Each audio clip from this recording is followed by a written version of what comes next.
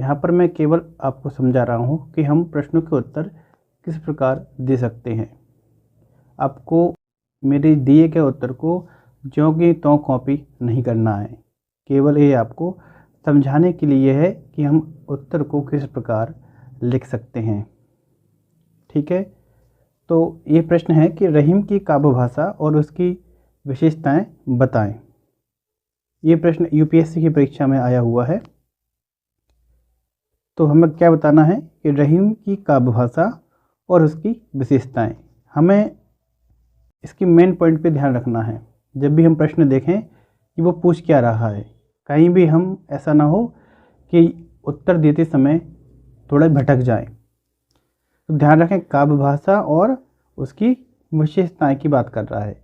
अगर ये प्रश्न शब्दों की सीमा में हो, अगर लिखा हो कि 100 शब्द में देना है, तो आप जो उसकी भूमिका मैंने बनाई है उसको केवल एक लाइन में ख़त्म कर सकते हैं, यहाँ से यहाँ तक। ठीक है, बाकी बात जितने भी उत्तर हैं उनकी मेन पॉइंट्स आपको लिखना है और उनकी एक एक दो पंक्ति जिसमें पूरा उसका भाव हो जाए उसको लिखेंगे। अगर शब्दों की सीमा ज़्यादा है, 250 से ज़्यादा है, तो उसको जिस प्रकार मैंने लिखा है ऐसे आप लिखेंगे। तो हम एक बार इसको समझ लेंगे तो पूरी चीज़ हमारी क्लियर हो जाएंगी। ठीक है, तो अब हम उत्तर दें तो इसकी भूमिका हम लिखते हैं कि हिंदी साहित्य में अब्दुल रहीम खान खाना यानी रहीम। तो आपको पूरा नाम भी लिखना है। इससे क्या होगा कि जो कॉपी चेक करने वाला व्यक्ति उसे लगेगा कि नहीं, बच्चे ने पढ़ाई की है, कैंडिडेट ने पढ़ाई की है, उसको ये सब चीज़ें आती हैं। तो अब्दुल रहीम खान खाना यानी रहीम का स्थान एक अद्वितीय समन्वयवादी और नीति कवि के रूप में है। रहीम को आपने पढ़ा होगा कि वो समन्वय के कवि भी हैं और नीति के दोहे भी आपने उनके देखे होंगे, पढ़े होंगे। तो नीति कवि के रूप में है। ठीक है, इसके बाद फिर बताना है, ये उनके परिचय के बारे में हो गया थोड़ा। इसके बाद उनकी काव्य भाषा उनके व्यापक जीवनानुभव, विद्वता और दरबारी संस्कृति के साथ साथ लोक जीवन से उनके गहरे जुड़ाव को दर्शाती है। इसके बाद हम लिखेंगे, रहीम किसी एक भाषा के कवि नहीं थे, वे अरबी, तुर्की, फारसी, संस्कृत और हिंदी के प्रकांड विद्वान थे। ठीक है, तो यहाँ पर हमने लगभग उनकी जो प्रमुख विशेषताएं हैं सभी उनके जीवन से संबंधित, उनकी नीति से संबंधित। ठीक है, दरबारी कवि भी थे, वे विद्वान थे। ठीक है, उनके काव्य में लोक जीवन और किन किन भाषाओं को उन्हें ज्ञान था, सभी चीज़ें हमने इसकी भूमिका में उत्तर की में लगभग लिख दी हैं। फिर इसके बाद हम लिखेंगे, ठीक है, उनकी जो जो भाषाएं थी, काव्य भाषा कौन कौन सी हैं। तो पहले हम देखें ब्रज भाषा। ठीक है, तो ब्रज भाषा में रहीम की नीति के दोहे मुख्य रूप से ब्रज भाषा में हैं। ठीक है, नीति की दोहे किस भाषा में है? ब्रज भाषा में। इनकी ब्रज भाषा अत्यंत परिमार्जित, मधुर और प्रभावपूर्ण है। सूरदास जैसी ठेठ ब्रज न होकर इसमें एक स्वाभाविक सहजता है। ध्यान रखें, यहाँ पर हमने कंपैरिजन कर दिया है। ठीक है, कि सूरदास की भाषा कैसी है? ठेठ ब्रज भाषा है। ठीक है, जो ग्रामीण क्षेत्र वाली भाषा होती है ठेठ ब्रज वो वाली है, लेकिन जो इनकी भाषा है इसमें क्या है? स्वाभाविक सहजता है, सहज भाषा है ब्रज भाषा वाली। ठीक है, इनका उदाहरण भी हमें लिखना है। आप देखना, आप जब उदाहरण देंगे और यहाँ पर नाम लिखेंगे कि किस ग्रंथ से, किस संकलन से ये दोहा लिया गया है, तो बहुत ही अच्छा है ना प्रभाव पड़ता है कॉपी जांच करने वाले पर। ठीक है, यहाँ पर आप उदाहरण लिखें तो एक लाइन छोड़ दें, यहाँ पर लिखेंगे तो अच्छा रहेगा। और हमेशा दूसरे कलर के पेन से लिखें। अगर आप उत्तर नीले कलर के पेन से दे रहे हैं तो उसका उदाहरण को आप स्पष्ट रूप से ब्लैक कलर के पेन से लिखें। कहाँ से लिया गया है? रहीम की दोहावली से। कौन सा दोहा है? रहीमन पानी राखिए, बिन पानी सब सून, पानी गए न उबरे, मोती मानुस चून। ये दोहा किसको याद नहीं होगा? हिंदी साहित्य के लगभग सभी अभ्यर्थियों को ये दोहा याद होगा। ठीक है, श्लेष अलंकार के लिए आपने याद किया होगा। तो ये दोहा किसका है? ब्रज भाषा में है। ठीक है, और भी आप दे सकते हैं ब्रज भाषा के उदाहरण। कैसे? कि तरवर फल नहीं खात है, सरवर पिए न पान। ठीक है, कहे रहीम पर काज हित, संपत्ति संचयी सुजान। ये भी इसका उदाहरण हो गया ब्रज भाषा का। और आपको देना हो, रहीमन धागा प्रेम का, मत तोड़ो चटकाए, टूटे से फिर ना जुड़े, जुड़े तो गांठ पड़ जाए। तो इस तरीके से आप दोहे लिख सकते हैं। फिर है अवधि।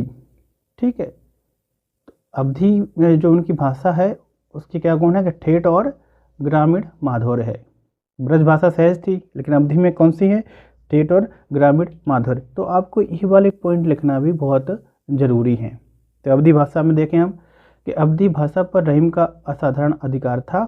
उनकी रचना बरवे नायका भेद। ठीक है, अवधि भाषा में लिखी है, हमने नाम लिख दिया है। अवधि भाषा का एक मील का पत्थर है। ठेठ और ग्रामीण अवधि का जो माधुर्य इस रचना में है वह अद्वितीय है। ठीक है, तो इनका नाम मेंशन करना हमें ज़रूरी है। जो आपका कॉपी चेक करने वाला है वो इन चीज़ों पर ध्यान देता है, बाकी की चीज़ें वो पढ़े ना पढ़े, पर इन पर वो ज़रूर ध्यान देगा। फिर इसका उदाहरण हमें लिखना है। बरवे नायका भेसी लिया हमने कि चंपक हरवा अंग मिले अधिक सुहाय, जानी परे सिये रहिए जब कुमला है। ठीक है, एक उदाहरण ये हो गया, और भी कई उदाहरण आप ले सकते हैं अवधि भाषा के रहीम के। ठीक है, कौन सा है एक? प्रेम प्रीति को बिरवा चले लगाए, सींचन की सुध लीजो सूखी न जाए। ठीक है, प्रेम प्रीति को बिरवा, बिरवा यानी कि होता है पौधा, छोटा वृक्ष। कहते हैं ना कि प्रेम प्रीति को बिरवा चले लगाए, कि आप प्रेम रूपी प्रीति का पौधा तो लगा रहे हैं, लेकिन सींचन की सुध लीजो सूख न जाए, लेकिन उसकी सींचने की यानी कि उसका ध्यान रखने की, केयर करने की आपको सुधि लेनी चाहिए, नहीं तो वो सूख ही जाएगा। तो प्रेम हमें सोच समझ कर ही करना चाहिए। ये भी किसका है? अवधि भाषा का है। फिर खड़ी बोली का तीसरी भाषा। रहीम की रचना मदनाष्टक में खड़ी बोली का आरंभिक और बहुत ही सुंदर रूप देखने को मिलता है। इसमें संस्कृत और खड़ी बोली का मिश्रित प्रयोग है। ध्यान रखें, ये नाम हमें लिखना है, और नाम लिखने के साथ यहाँ पर मैंने अंडरलाइन किया है। आप चाहें तो किसी भी पेन से ऐसे नीचे अंडरलाइन कर सकते हैं। ठीक है, या दूसरे कलर के पेन से भी इसको लिख सकते हैं। तो मदनाष्टक में खड़ी बोली का कौन सा? आरंभिक और बहुत ही सुंदर रूप देखने को मिला है। यहाँ पर आरंभिक को मेंशन करना भी ज़रूरी है, क्योंकि खड़ी बोली की शुरुआत हो रही थी। इसमें संस्कृत और खड़ी बोली का मिश्रित प्रयोग है। ये भी बहुत अच्छी लाइन है, आपको ये भी लिखना जरूरी है। फिर उसका उदाहरण हमें लिखना है कि शरद निसी निसी थे चांद की रोशनाई, सघन बने निकुंजे कानन के कनाई। अब इसके और उदाहरण हम देख लें खड़ी बोली का। रहीमन देख बड़ेन को लघु न दीजिए डार, जहाँ काम आवे सुई कहाँ करे तरबार। ये तो सबको याद होगा। ठीक है, कि रहीमन देख बड़ेन को लघु न दीजिए डार, जहाँ काम आवे सुई कहाँ करे तरबार।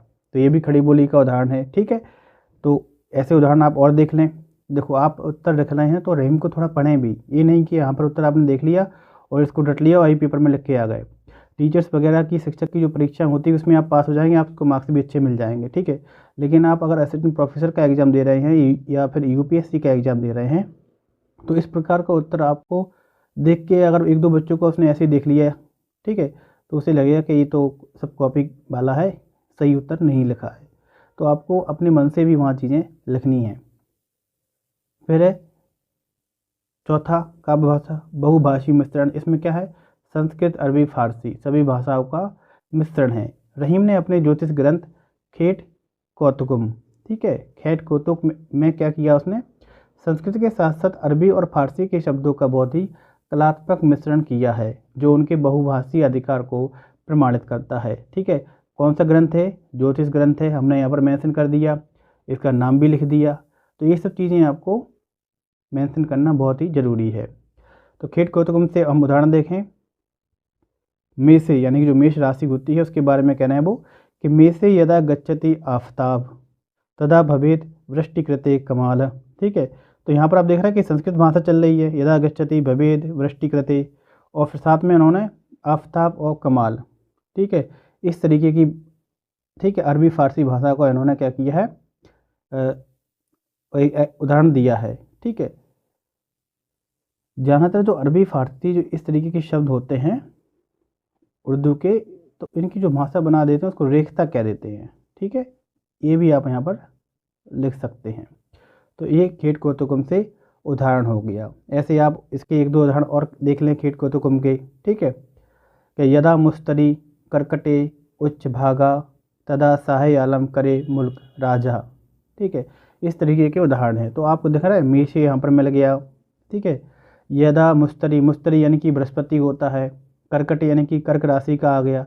तो आप इन सब चीज़ों से समझ जाएंगे कि ये कौन सा ग्रंथ का है, खेट कोतकुम से है और रहीम ने लिखा है। अगर कभी परीक्षा में पूछे कि किस कवि की ये रचना है, तो आप बता सकते हैं कि रहीम का है और खेट कोतकुम से लिया गया है, ठीक है। अब है इसकी काव्य भाषा। अभी हमने केवल काव्य भाषा की बात की थी, अब काव्य भाषा की विशेषताओं की बात करेंगे। पहले ये लोकानुभव और सहजता। इतने बड़े सेनापति थे वो, ठीक है, और दरबारी होने के बावजूद रहीम की भाषा में लोक जीवन की महक है। उन्होंने अपनी बात कहने के लिए आम जनजीवन से उपमान और उदाहरण चुने हैं, ठीक है। आम जीवन के उदाहरण उनके। भाषा में क्लिष्टता या पांडित्य प्रदर्शन का पूर्ण अभाव है। अलंकार योजना। रहीम की भाषा चमत्कृत करने के लिए नहीं बल्कि बात को स्पष्ट करने के लिए अलंकारों का प्रयोग करती है। दृष्टांत और अर्थांतर न्यास उनके सबसे प्रिय अलंकार हैं। वे पहले एक बात कहते हैं, फिर उसे प्रमाणित करने के लिए लोक व्यवहार का एक सटीक उदाहरण दृष्टांत देते हैं। दृष्टांत का बहुत ही अच्छा उदाहरण आपको मिलेगा रहीम के सभी दोहों में, कि जो रहीम उत्तम प्रकृति का करकत कुसंग, चंदन विष व्यापत नहीं लिपटे रहे भुजंग, ठीक है। इसका अर्थ तो आप जानते होंगे। आगे देखें हम, तो यहाँ पर देख रहे हैं ना, दृष्टांत दिया उसने कि चंदन विष व्यापत नहीं लिपटे रहे भुजंग। चंदन का उदाहरण दिया उसने कि चंदन पर विष नहीं मिलेगा, भले ही उस पर बहुत सारे भुजंग सर्प उस पर लिपटे रहें, ठीक है। इसी प्रकार उत्तम प्रकृति का जो मनुष्य होता है वो कुसंग में रहकर भी अपने आप को कहते हैं वो परिवर्तन नहीं कर पाता। आगे देखें हम, छंद कौशल और बरवे का आविष्कार। रहीम ने मुख्य रूप से दोहा, सौरठा, कवित्त, सवैया और बरवे छंदों का प्रयोग किया है। ये सभी उदाहरण आपको लिखना है, ठीक है। अवधि में बरवे छंद का प्रवर्तन रहीम ने ही किया था, ध्यान रखना है। अवधि में बरवे छंद का प्रवर्तन यानी कि शुरुआत उन्होंने की थी। यह छंद इतना लयबद्ध था कि बाद में गोस्वामी तुलसीदास जी ने रहीम के आग्रह पर ही बरवे रामायण की रचना की। देख रहे हैं, यानी तुलसीदास जी भी इनसे प्रेरित थे।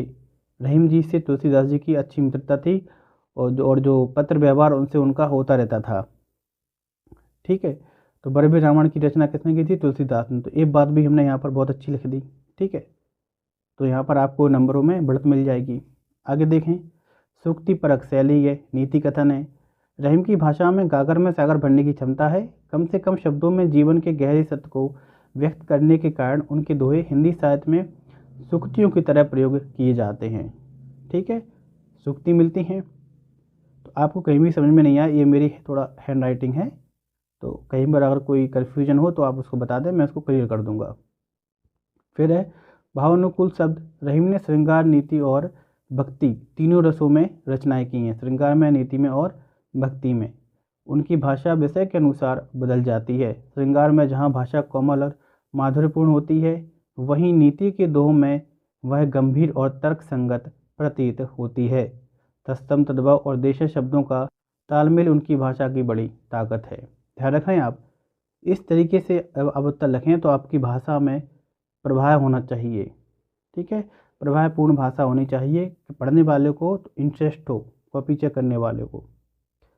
निष्कर्षतः रहीम की भाषा किसी व्याकरणिक बंधन में जकड़ी हुई भाषा नहीं है, बल्कि वह अनुभव की आंच में तपी हुई और सीधे हृदय में उतरने वाली संवादात्मक भाषा है। देख रहे हैं आप, इस तरीके से आपको बिल्कुल लय में उत्तर देना है, ठीक है। तो ये हमारा एक प्रश्न पूरा हो गया। अब अगर आपको ये कम शब्दों में लिखना हो तो उसके जो मेन पॉइंट्स हैं उनको आप लिख दें और एक एक लाइन इसकी लिख देंगे, ठीक है। तो इस तरीके से आपको अच्छे नंबर मिल जाएंगे, ठीक है। आप कोई भी परीक्षा की तैयारी कर रहे हो, अगर मैथ्स की प्रैक्टिस कर रहे हैं तो आपको खुद तो पढ़ना ही पड़ेगा, ठीक है। किसी दूसरे टीचर की आप किताब भी ले लें, बहुत सारे टीचर्स देते हैं, उनका मतलब यही है कि आप पढ़ें और समझें। उत्तर आपको खुद से ही बनाना होगा अगर अच्छे मार्क्स आपको लाने हैं, ठीक है। तो धन्यवाद। अगर कहीं भी कोई कन्फ्यूजन हो, अगर आपको लगे कहीं कुछ मैंने गलती की है तो उसको भी बताएं। Thank you very much, all the best.